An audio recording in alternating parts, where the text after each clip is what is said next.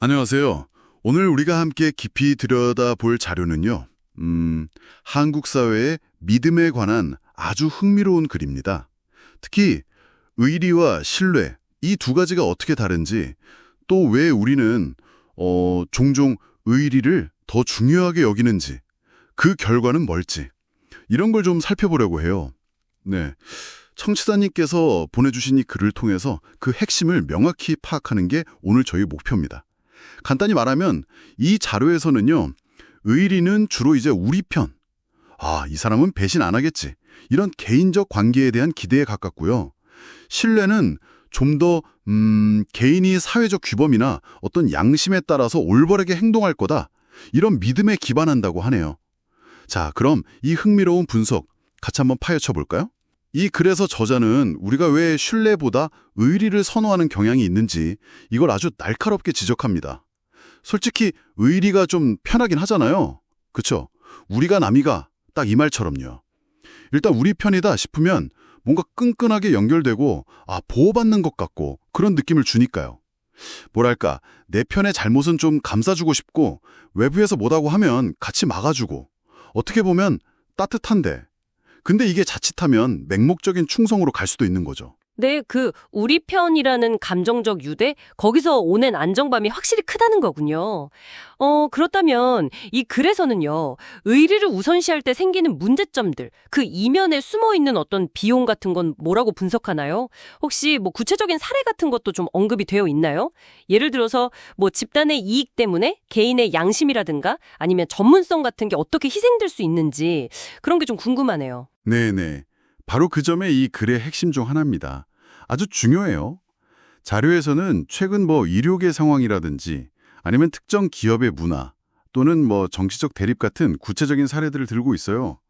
그러면서 이런 의리 중심 문화가 어떻게 집단 이기주의로 변질될 수 있는지를 보여주죠.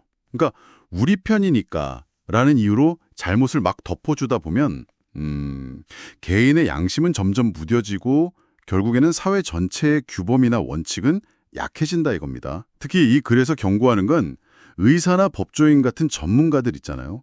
이런 분들마저 소속 집단의 이익을 공적인 신뢰보다 앞세우기 시작하면 그땐 정말 사회 전체의 신뢰 기반이 흔들릴 수 있다. 이렇게 강력하게 경고하고 있습니다. 듣고 보니까 의리가 주는 그 즉각적인 유대감이나 편안함? 그 이면에는 사회 전체의 어떤 신뢰 자산을 갉아먹는 그런 심각한 부작용이 있을 수 있겠네요. 그쵸?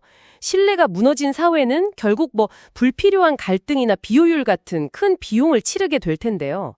그렇다면 이 자료에서 신뢰 사회로 나아가기 위한 방안, 특히 그 무너진 신뢰를 다시 회복하기 위한 방법으로 제시하는 건 뭘까요? 구체적인 게 있나요? 네. 신뢰 회복을 위해서요. 이 자료는 먼저 개개인, 특히나 의사, 법조인, 공직자처럼 사회적 책임이 큰 전문가들이 있잖아요. 이분들이 집단의 논리나 어떤 의리보다는 개인의 양심과 직업적 책무, 그러니까 신뢰의 원칙을 우선해야 한다. 이걸 강조합니다. 그런데 여기서 저자가 정말 힘줘서 주장하는 지점이 딱 나옵니다. 아주 중요하게 다루는데요. 바로 공적인 신뢰를 저버린 행위에 대해서는 그에 상응하는 아주 엄중한 결과, 즉 철퇴가 필요하다는 겁니다. 철퇴요. 이 글의 분석에 따르면요. 현재 우리 사회는 좀 이상하다는 거예요. 가까운 관계에서 의리를 배신하면 와, 저 사람 배신자다 하면서 엄청 비난하고 낙인 찍잖아요. 그런데 정작 더 큰 문제인 공적인 신뢰, 예를 들어서 헌법적 의무를 저버린 공직자라던가 히포크라테스 선서를 그냥 무시해버린 의료인처럼요. 이렇게 사회 전체의 믿음을 배반한 행위에 대해서는 실질적인 책임 추궁이나 처벌이 너무 약하다는 겁니다. 너무 미미하다고 비판해요. 이런 불균형, 이걸 바로잡지 않고서는 진짜 신뢰사회로 나아가기는 어렵다. 이게 이 글이 던지는 굉장히 강력한 메시지입니다.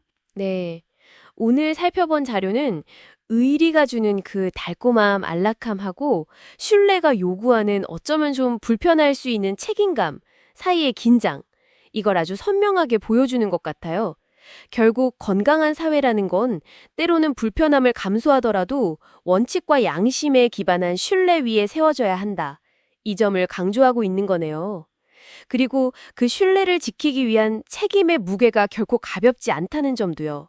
특히 그 공적 신뢰 배반에 대한 철퇴, 그러니까 엄중한 책임 추금이 필요하다는 그 부분이 상당히 인상 깊었습니다. 네, 맞아요. 의리라는 익숙하고 좀 안락한 울타리를 넘어서야 한다는 거죠. 때로는 불편하고 엄격할 수 있지만 더 단단하고 공정한 기반이 되는 신뢰 사회로 가야 한다. 뭐 이렇게 요약할 수 있겠네요.